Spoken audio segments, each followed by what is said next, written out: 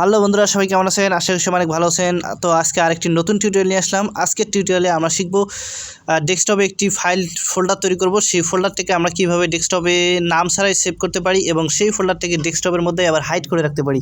তো এই সম্পূর্ণ বিষয়টি আজকে আমরা এই টিউটোরিয়ালের মাধ্যমে শিখব। তো চলুন শুরু করা যাক।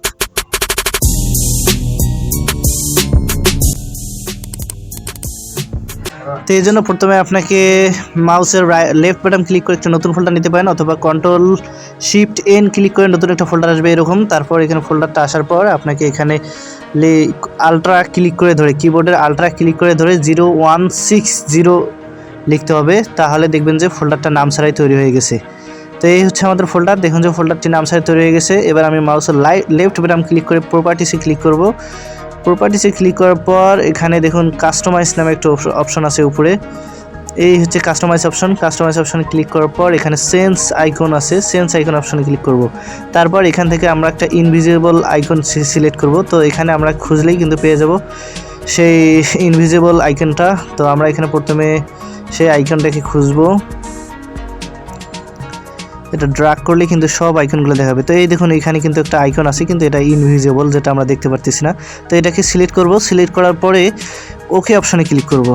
ওকে অপশনে ক্লিক করার পর এখানে অ্যাপ্লাই অপশনে ক্লিক করব। তারপর হচ্ছে ওকে অপশনে ক্লিক করব।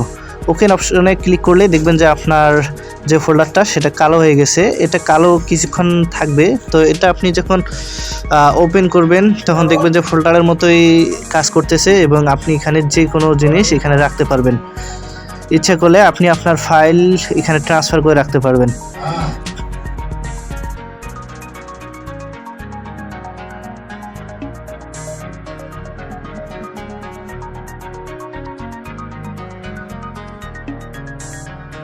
তো ফোল্ডারটা বর্তমানে কালো দেখালেও কিছুক্ষণ পর কিন্তু এরকমটা হয়ে যাবে, যেমনটা দেখতে পারতেছেন। এরকমটা একদম স্ক্রিনের সাথে মিশে যাবে। তো এটা কিছুক্ষণ পর হয়ে যাবে। আশা করি আপনারা ভিডিওটা বুঝতে পেরেছেন। দেখা হবে আরেকটি ভিডিওতে। ধন্যবাদ সবাইকে।